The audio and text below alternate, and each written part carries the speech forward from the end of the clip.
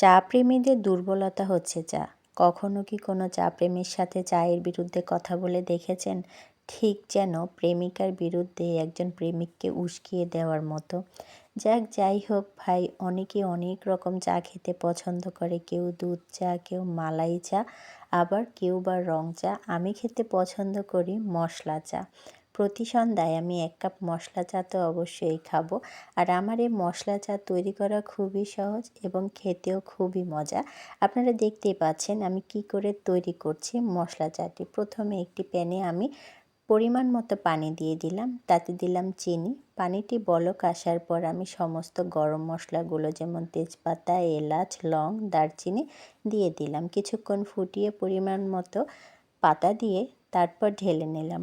হয়ে গেল আমার সন্ধ্যার মজাদার মশলা চা। এবং এই মশলা চাটা আমি খাবো কী দিয়ে আজকে জানেন? ওই যে আমার গতকালকে শেয়ার করা বাদামের পিঠা দিয়ে। কী যে অসাধারণ লাগে! সবাই অবশ্যই এভাবে চাটা খেয়ে আমাকে রিভিউ দিবেন। সবাই ভালো থাকবেন। আল্লাহ হাফেজ।